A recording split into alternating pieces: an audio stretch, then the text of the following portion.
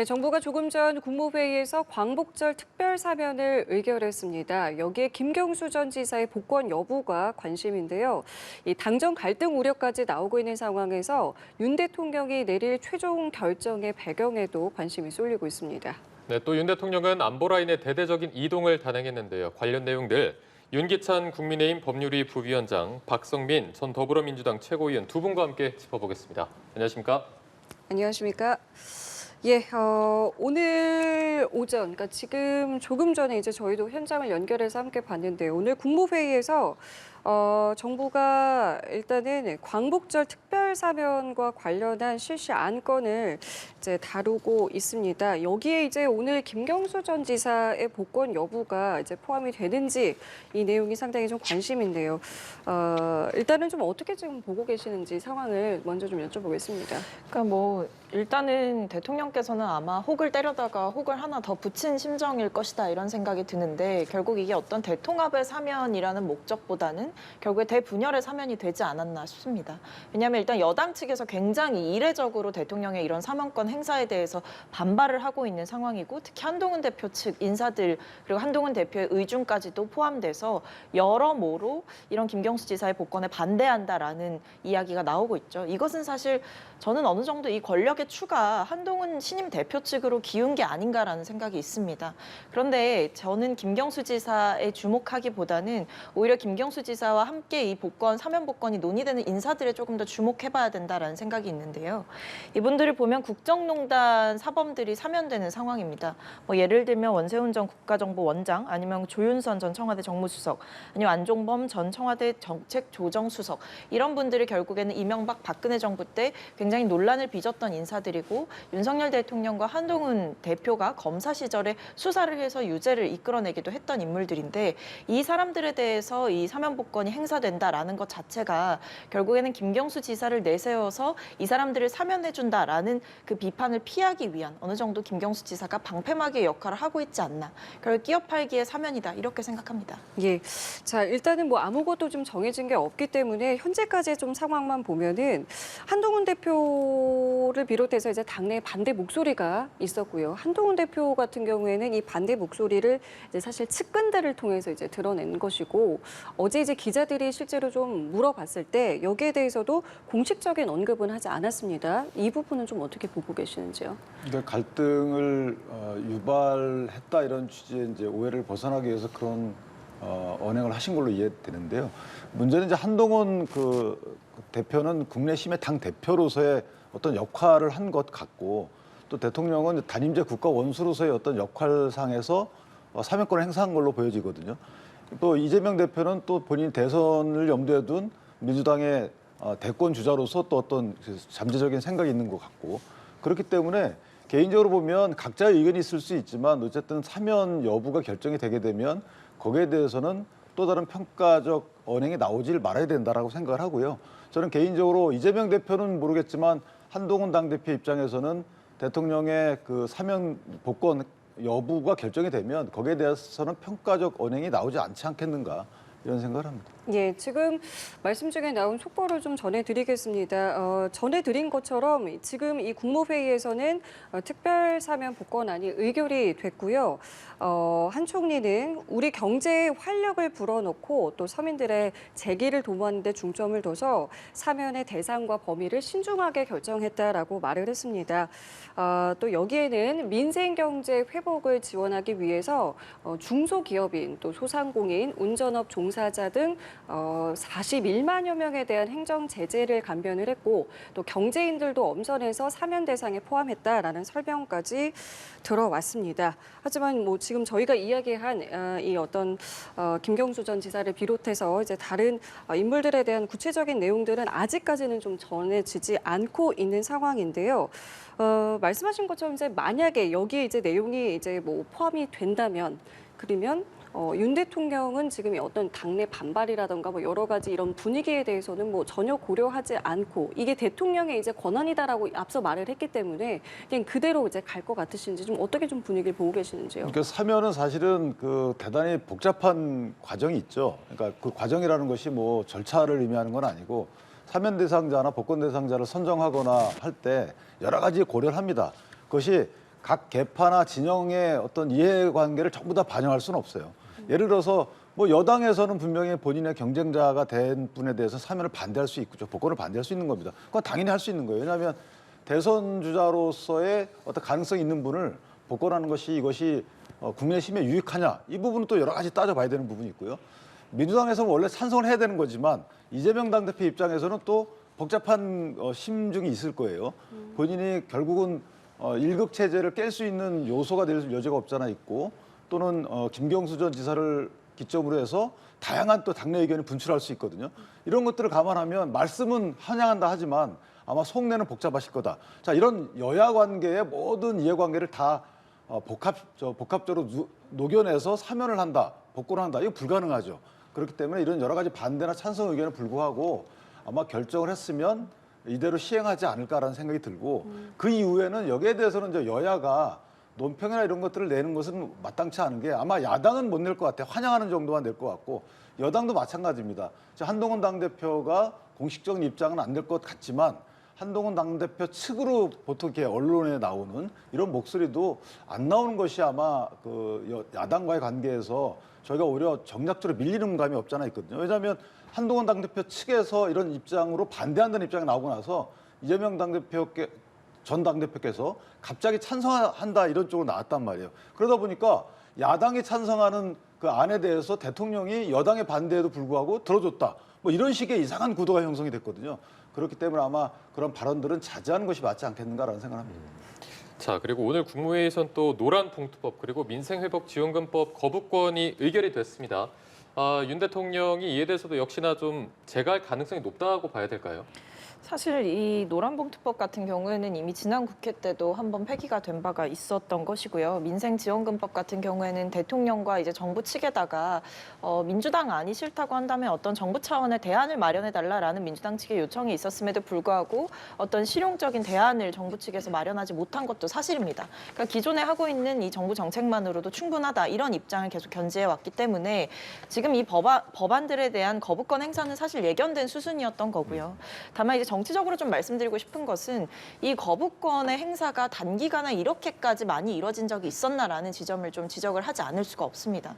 결국에 아무리 이제 대통령의 뜻과 또는 여당의 정책적인 노선과 일치하지 않는다라고 하더라도 국회에서 통과된 법안에 대한 존중이 있어야 되는 것은 삼권 분립의 기본 정신인 것이고요. 그리고 지금 이 사실은 통과시켰으나 계속해서 폐기되고 있는 법안들이 민생과 굉장히 밀접한 법안들이기 때문에 오히려 이런 법안들에 대해서 거부권을 계속해서 행사하는 것은 어떻게 보면 대통령으로서의 직무유기처럼 비춰질 수도 있는 것이다라는 생각입니다. 거부권을 행사하시는 것을 멈추고 정말 어떤 국정 운영의 책임자로서 책임감을 갖고 계시다면 저는 여당이나 정부 측에서 어떤 야당과의 대화와 협치 이런 부분에 있어서 좀 적극적으로 나서야 되지 않을까 싶습니다. 네, 어느 정도 좀 예견된 수순으로 보인다라고 말씀해 주셨는데 사실 지금 이른바 방송사법에 대해서도 거부권을 행사를 한 상태이기 때문에 이 민생지원금법이나 노란봉투법에 대해서도 거부권을 행사한다면 앞으로의 뭐 민생 관련 대화가 더 얼어붙지 않을까 이런 생각이 좀 들거든요. 국회에서 의결할 때 그걸 잘 의결했어야죠. 거기에 대한 반응인 것이고 다만 이제 방송사법의 경우에는 거부권을 이제 제2요구권을 행사할 수밖에 없고 그 제2요구권에 따른 국회에서 제2과정에서 국민의힘이 거기에 의사를 변경할 가능성은 거의 없어요. 그런데 노동관계조정법, 저기 노란봉투법으로 불리는 이 법안하고 그다음에 민생회복지원금법은 조금 가능성이 없잖아 있다. 대통령 입장에서 보면 일부를 거부할 수는 없거든요. 일부 제2요구를 불가능하기 때문에 전체를 제2요구할 수밖에 없어요. 그런데 만약에 국회로 가서 제2요구 과정에서 지금 노란봉투법은 사실 대법원 판례가 하나 나온 게 있거든요. 예를 들면 손해배상 범위와 관련돼서 다소 지금 법안과 약간의 주장이 일맥상통하는 이런 대법원 판례가 나온 게 있기 때문에 그것을 반영하면 여야가 합의해서 어느 정도 수정할 수 있는 여지가 없잖아 있는 법안이고요. 또 하나는 이제 민생회복지원금 같은 경우에는 이게 법안으로 가는 것은 전혀 위헌적 법안이기 때문에 안 된다고 보고요.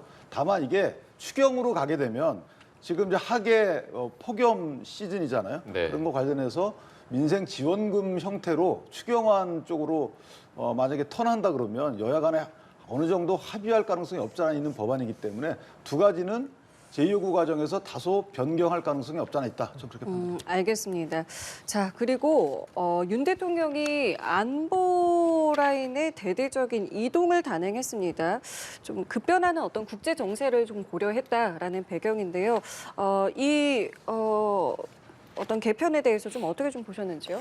그러니까 이게 계속되는 좀 회전문 인사라는 비판을 할 수밖에 없을 것 같아요. 이제 국방장관으로 신임 이렇게 새롭게 내정되신 분도 결국에는 경호실장을 하시던 분을 이제 임명을 하신 거잖아요. 근데 여기서 이제 문제가 되는 이유가 이 김용현 실장 같은 경우에는 지금 최근에 그 최혜병 관련한 그 수사 외압 의혹의 피의자라고 사실 야당에선 여기고 있습니다. 왜냐하면 수사 외압 의혹을 했다라고 보여지는 당사자 중에 한 명이고, 왜 그러냐면 이제 최근에 이종섭 전 국방부 장관이 대통령실 관계자들과 누구와 언제 어떻게 연락을 했는지 이런 부분들이 언론을 통해 공개가 됐는데, 그때 보면 이 김용현 실장과 굉장히 많이 연락을 했다 이런 부분이 드러나고 있고, 대통령이 고등학교 1년 선배시잖아요. 그래서 대통령께서 굉장히 신임하는 인사 중에 하나다. 이런 부분들이 사실상 이 인사에 반영된 게 아니냐 이런 이야기들이 있는 것이고, 그렇기 때문에 부적격자를 이렇게 승진시켜서 다시 장관 자리에 앉힌다, 이것은 사실 맞지 않는 것이 아닌가라는 생각이 있고요.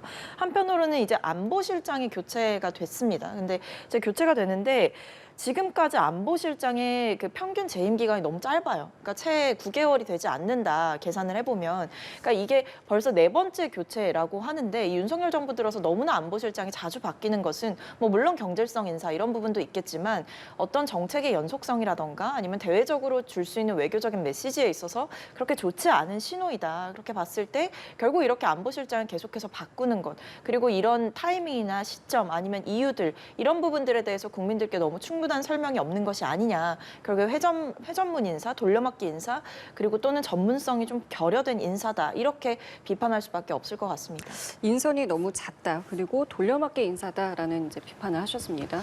안보실장 인선이 잦은 건 있어요. 그런데 아마 그만큼 대외적인 안보 환경이 급격하게 변화하고 있다. 이렇게 볼 여지도 없지 않아 있는 것이고, 특히나 이제 기존 안보실장은 외교 전문가 내지 교수 출신이었기 때문에 그 외교 환경은 상당히 급변하고 있는 상황이다. 이건 뭐 야당도 아마 동의하는 것 같고요. 회전문 인사다라는 비판이 있을 수 있습니다. 뭐 그런 형식을 취했으니까. 그런데 저분들의 능력만 보게 되면 꼭 그런 비판이 타당하다고 보기는 어려워요. 그러니까 신원식 그 신임 안보실장의 경우에는 이제 작전통이면서도 기획통입니다.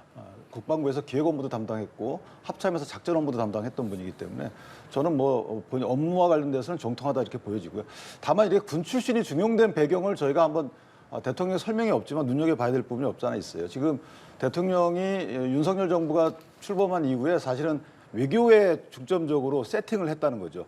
그러니까 한미동맹을 강화해서 워싱턴 선언까지 끌어냈고요. 그다음에 일본과의 어쨌든 국방과 관련된 여러 가지 협력 이런 기반이 올려놨고, 이런 상황에서 이제는 사실 미국의 어느 정부가 들었을지 모르겠지만 외교만 갖고 안보를 책임지기 어렵다. 이제 국방을 강화해야 되겠다라는 취지의 보관이 있는 것 같아요. 국방 강화 배경에는 사실 이제 강대국들의 이해관계에 따라서 우리 안보 상황이 급변하기 때문에 우리 자체적인 어떤 그 국방의 역량을 강화해야 된다 이런 것뿐만 아니고 북핵 문제 해결에 있어서도 마찬가지입니다. 통일만이 북핵 문제 종국적인 해결이다, 아마 이런 생각을 갖고 있을 수 있어요, 대통령께서. 그러니까 통일 방안에 대해서는 발표한다고 하는데 어쨌든 통일 방안과 관련된 그 세팅 아닌가 이런 생각도 있어서 조금 더 통일 방안 발표까지 들어보고 비판해도 늦지 않지 않겠는가 이런 생각합니다. 네. 자, 그리고 또 논란이 되고 있는 독립기념관장 임명 관련해서도 짚어보도록 하겠습니다. 어제 이제 김영섭 관장이 기자회견을 가졌는데 어떤 발언을 할 것인가 굉장히 주목을 받았습니다. 일단은 사퇴를 안 할 것이다라고 했는데 어제 기자회견 어떻게 보셨습니까? 그러니까 어제 기자회견을 보면 사실 좀 많이 지적받았던 부분들에 대해서 그렇게 뭐 전향적인 입장을 보여주거나 아니면 어떤 왜곡된 역사관을 갖고 있는 인사이지 않느냐라는 비판에 대해서 해소할 수 있을 만한 답안을 저는 내놓지 못했다고 생각합니다. 뭐 예를 들면 이제 백선엽 장군에 대한 이 과도한 옹호라든지 아니면 제주 4.3 사건에 대한 그 왜곡된 역사 의식을 보여줬다든지 뭐 이런 부분들에 대해서는 기존의 주장을 굽히지 않았고, 그리고 더 좀 심각한 것은 결국 이분에 대해서 제기되는 여러 가지 뭐 뭐 부적격성 이런 부분들은 그 임시정부 수립에 대한 그 본인의 역사 인식이거든요. 근데 어제 기자회견에서 말을 조금 바꾸기는 했습니다만 그동안 이분이 어떤 사적인 강연 자리라든지 아니면 그동안 해왔던 발언들을 보게 되면 임시정부 수립이 아니라 1948년 정부 수립으로 어떻게 보면 대한민국이 시작이 되었다라고 주장하는, 그러니까 일종의 건국절에 좀 동의하는 역사 의식을 가지고 있는 것 아니냐. 그리고 더 나아가서는 이런 일제 식민 지배를 정당화하는 사상을 가지고 있는 것이 아니냐. 이런 부분들에 대해서 어떤 충분한 해명을 보여주지 못했다고 생각합니다. 그렇기 때문에 이분은 오히려 이제 본인이 마녀 사냥을 당했고 나는 이제 사퇴하지 않을 것이다라는 입장을 강경하게 보여주고 있지만 사실 광복절과 맞물려서 이 신임 독립기념관장의 부적절한 인사가 맞물려서 오히려 이 인사의 부적절성이 더 크게 부각되고 있는 상황이다. 그래서 저는 더 늦기 전에 임명 철회를 비롯해서 자진 사퇴라는 조치가 필요하지 않을까 싶습니다. 네, 지금 임명철의 자진 사퇴에 더불어서 지금 민주당 같은 경우에는 김영석 방지법까지 발의를 준비하고 있는 상황인 것으로 전해졌습니다. 일단은 이틀 후면은 그 정부가 주최하는 광복절 경축식이 있는데 지금 상황이면 거의 뭐 반축절의 행사가 될 것이다로 봐야 될까요? 그 독립기념관 자체 행사도 지금 안 하겠다는 거거든요. 네. 근데 어쨌든 본인에 대한 역사관에 대한 공격은 전 타당치 않다고 봅니다. 지금 말씀 주셨지만 백선엽 장군에 대해서 옹호했다라고 말씀 주셨지만 사실은 백선엽 장군에 대해서 마치 그 항일 운동은 하지 않았지만 백선엽 장군이 항일 운동하시는 분들을 탄압했다라고 이건 왜곡된 공격이 있었던 거죠. 거기에 대해서 이건 좀 살펴봐야 되겠다라고 학자로서 얘기한 것이고 건국절은 분명히 이제 하지 않겠다라고 본인 입장을 밝혔어요. 그럼에도 불구하고 저는 어쨌든 독립기념관장이 갖는 의미가 큽니다. 그리고 이제 8.15 경축식까지 이렇게 참석을 안 하겠다는 여러 가지 의견이 있기 때문에 저는 대통령께서 이 부분을 사임케 할 수는 없어요. 지난번에 윤주경 관장의 경우에도 지난 문재인 정부 시절에 여러 가지 논란이 있었잖아요. 사임케 하려고는 의사를 전달 받았다 하지 않았다 이런 논란이 있었기 때문에 그 부분은 불가능합니다. 따라 저는 본인께서 사임하는 방안을 한번 검토해 볼 필요는 있다. 이 부분 잘못해서 사임한다는 의미가 아니고요. 각계각층으로부터 이런 여러 가지 공격이 아닌 적합하지 않다는 의견들이 있다 그러면 고민해 볼 필요는 있지 않을까라는 생각합니다. 알겠습니다. 자, 그리고 어제 윤 대통령과 이명박 전 대통령이 첫 만찬 회동을 가졌습니다. 취임 후에 갖는 첫 공식 식사 자리이기도 했고요. 1년 만에 이제 만나는 자리였는데 여러 뭐 정국 현안에 대해서 의견을 교환했다고 지금 전해지고 있습니다. 이 시기에 이제 이 윤 대통령과 이 전 대통령이 만난 것 어떻게 좀 보고 계시는지 듣겠습니다. 글쎄요, 뭐 저는 이 만남이 과연 어떤 정치적인 효과를 거둘 수 있었던 만남이냐, 저는 그렇게 보여지지는 않고요. 왜냐하면 이렇게 보통 전직 대통령을 만나거나 할 때는 이 전직 대통령이 가지고 있는 지지층을 흡수하거나 아니면 좀 약간 위기의 상황에서 이 전직 대통령의 리더십과 정치력에 좀 기댈 수 있는 그런 국면에 만나는 것이 일반적이기는 한데 이게 사실 이명박 그 전 대통령에 대해서는 뭐 여러 가지 평가가 있고 부정적인 평가도 상당히 많습니다. 그리고 더 나아가서는 지금 윤석열 정부를 구성하는, 그러니까 윤석열 정부의 이 정부 인사들을 구성하거나 아니면 뭐 대통령실에 기용된 인사들을 보면 상당히 이명박 정부 때 많이 일을 했던 분들이 다시 재등용됐다 이런 비판도 있었어요. 그래서 결국에 이명박 정부 시즌2 아니냐 이런 식의 비판까지도 받았을 정도로 많은 부분 인선을 공유했고 또 어떤 국정 운영을 하는 부분에 있어서도 이명박 정부 때 잘못했던 부분들을 많이 따라가고 있는 게 아니냐 이런 이야기도 있거든요. 그래서 결과적으로 보면 어떤 이 만남이 뭐 국민 통합을 위해서든 아니면 이제 대통령의 리더십을 강화시키는 방향이든 이런 부분에 있어서 전혀 긍정적인 효과는 거두지 못했던 만남이었다라고 보여지고 오히려 지금 이제 이명박 전 대통령이라든지 이런 분들께 기대기보다는 이제 국민들과 조금 더 소통을 하시고 야당과 소통을 하시는 것이 조금 더 중요한 국면이 아닌가 싶습니다. 예, 어떻게 좀 보셨는지요? 공식 만남은 처음이죠. 사실은 이제 그 대통령의 부친 사항에서 한번 보고 나서 그다음에 그거에 대한 답방 차원이다라고 보여지기도 하고요. 또 다른 의미는 이제 이명박 대통령의 대통령 당시에 처했던 정치적 환경과 비슷합니다. 그러니까 그 당시에도 뭐 촛불 집회 등을 통해서 취임하자마자 21%까지 지지율이 떨어졌어요.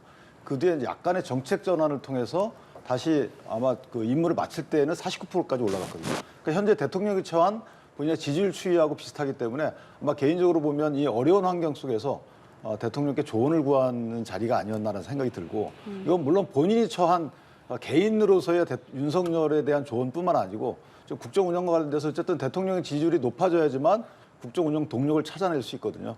거기다 정책 전환과 관련된 여러 가지 말씀들도 오가지 않았을까라는 생각을 하고 또 하나 이제 그 박근혜 대통령은 3번씩이나 만났는데 이명박 대통령은 처음 만난 거기 때문에 그런 차원도 있지 않았을까 이런 생각을 합니다. 네. 자, 민주당 얘기도 조금 해보도록 하겠습니다. 최근 정봉주 최고위원 후보가 설화 논란에 휩싸였는데 어제 이제 기자회견을 통해서 명파리를 뭐 뿌리 뽑겠다 혹은 그 이재명 대표 비판에 대해서 사적 대화다 보니까 본의 아니게 좀 과장된 측면이 있다라고 말을 했습니다. 이 부분 좀 어떻게 보셨습니까? 글쎄요, 뭐 일단은 이제 뭐 전당대회 국면이다 보니까 여러 가지 치열한 이제 당내 다툼이 좀 있는 것 같은데 뭐 이것이 확전되거나 아니면 과도한 이제 좀 원색적인 표현들이 오가고 이런 것은 국민들이 보셨을 때 그렇게 적절치는 않아 보이고요. 그리고 뭐 이재명 전 대표의 이름을 팔아서 어떤 정치를 하려고 한다. 뭐 이런 비판은 사실 뭐 누구라도 받을 수 있겠습니다만 이게 기존에 없던 갈등 국면이 새롭게 생기는 과정인 것 같기도 하고 이 정봉주 전 의원의 발언에 대해서 그 특정 인사들이 또 이제 SNS에 글을 올리면서 사실 어떤 전쟁의 서막처럼 이제 새롭게 이제 전쟁의 국면이 좀 열리고 있어요. 그러니까 당내 이제 갈등이 저는 이 전당대회 국면에서 벌어질 수는 있지만 이렇게까지 과도하게 가는 것은 적절치 않다라는 생각이 있습니다. 그래서 오히려 어떤 이런 특정 세력에 대한 뭐 비판 아니면 특정 세력을 집어서 비판하고 더 원색적인 표현으로 서로를 겨냥하고 이런 모습들은 오히려 국민들의 좀 눈살을 찌푸리게 할 수가 있기 때문에 이런 부분들에 집중하기보다는 어쨌든 본인은 선거에 나온 후보이시지 않습니까? 이게 본인이 최고위원이 돼서 어떤 일을 하고 싶고 어떤 야당의 일원으로서 어떤 정치적인 역할을 할 것인지 이런 부분들에 대해서 말씀을 하시는 것이 더 온당하지 않나 싶습니다. 네. 어제 정봉주 후보의 발언 좀 어떻게 보셨습니까? 커밍아웃 하신 거죠. 원래 정봉주 의원이 그러니까 지난 총선에서 공천 취소당했잖아요. 아마 그거에 대해서 본인이 그걸 이해하지 않고 있을 거예요. 그러면서 이재명 대표의 뒤에 서서는 아마 본인의 입지가 없을 것이다라고 생각을 했을 테고 정봉주 전 의원의 경우는 뭐 사실 팬덤 정치의 1세대입니다. 그만큼 팬덤이 있기 때문에 이재명 대표와 본인 관계를 주종의 관계를 보지 않고 본인 독자적인 민주당 내에서의 입지를 지금 선정해 가는 과정이다라는 생각을 하고요. 그런 것들이 만약에 5위 이내에 머물게 되면 최고위원 선거에서 그러면 본인만의 독자적인 입지가 형성이 된 거거든요. 정책 공간이 열린 거기 때문에 앞으로 정봉주 의원이 민주당에서 뉴스에 나오는 횟수가 상당히 늘어날 것 같다. 이런 생각합니다. 알겠습니다. 오늘 두 분 말씀은 저희 여기까지 함께 하겠습니다. 지금까지 윤기찬 국민의힘 법률위 부위원장, 박성민 전 더불어민주당 최고위원과 함께했습니다. 두 분 감사합니다. 고맙습니다.